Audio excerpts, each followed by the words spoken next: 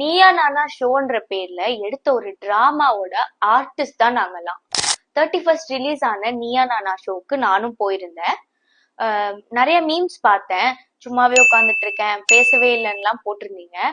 ஆக்சுவலா show start ஆன 10 நிமிஷத்துலயே எனக்கு தெரிஞ்சிருச்சு இது வந்து முழுக்க முழுக்க டிஆர்பிக்காக கான்சென்ட்ரேட் பண்ணி ஸ்கிரிப்டடா எடுத்த ஷோன்னு. இதுல நான் பேசி என்ன பிரயோஜனம்? 8 மணி நேரம் எடுத்த இந்த ஷோவை 45 மினிட்ஸா எடிட் பண்ணி போட்டிருக்காங்க. இதுல வந்து நாங்க கொடுத்த வேலிட் டேட்டாஸையுமே வந்து அக்செப்ட் பண்ணிக்க அவங்க ரெடியா இல்ல. இதுல கோபிநாத் சொல்லியும் தப்பு இல்லை, ஏன்னா அவரே வந்து டாக் பேக் கேட்டு கன்சோல்ல என்ன பேசுறாங்களோ அதுதான் பேசிட்டு இருக்காரு. நீயா நானான்ற டெபேட் ஷோல நானா மட்டும்தான் இருந்தது, நீயான்றதே இல்ல.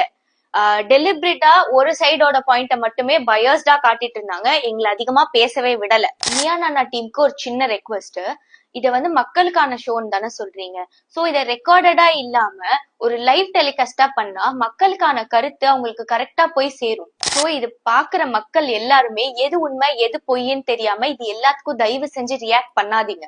டிவி மீடியாவா நமக்கு ஒரு பெரிய ரெஸ்பான்சிபிலிட்டி இருக்கு. ப்ளீஸ் இதை மிஸ்யூஸ் பண்ணி மக்களை மிஸ்லீட் பண்ணாதீங்க. Prevention of cruelty to animals ஆக்ட்ன்ற கவர்மெண்ட் ரூலுக்கு அகேன்ஸ்டா தான் இந்த ஷோல நிறைய விஷயங்கள் பேசப்பட்டது.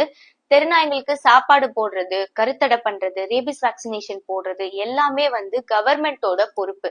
இந்த ஷோல பேசின படவா கோபி அவர்களா இருக்கட்டும், இல்ல ஆக்ட்ரஸ் அம்முவா இருக்கட்டும், சமரனா இருக்கட்டும், இவங்களை யாரையுமே சரியா பேச விடாம பதற வச்சு ஆப்போசிட்ல இருக்கிற 4 பேரை பக்காவா ஸ்கிரிப்ட் பண்ணி உட்கார வச்சு பேச வைக்கிறது, பிளஸ் அவங்களோட பாயிண்ட்ஸை மட்டுமே வேலிடா எடுத்துக்கிறது எப்படி ஒரு டெபேட் ஷோ ஆகும்? இந்த மாதிரி மிஸ்லீடிங்கான கண்டென்ட்னால பாதிக்கப்படுறது நீங்களோ நானோ இல்ல, அந்த வாயிலா ஜீவன்கள் தான். எவ்வளவு விஷயத்த வாழ்க்கையில இக்னோர் பண்ணிட்டு போறோம். அதனால உங்களுக்கு பிடிக்கலன்னா தயவு செஞ்சு இதையும் இக்னோர் பண்ணிட்டு போயிடுங்க. அதுங்களுக்கு சாப்பாடு வைக்கிறவங்களையோ இல்ல அதுங்களை வந்து கேர்டேக் பண்ணிக்கிறவங்களையோ தயவு செஞ்சு இதனால வந்து துன்புறுத்தாதீங்க ப்ளீஸ்.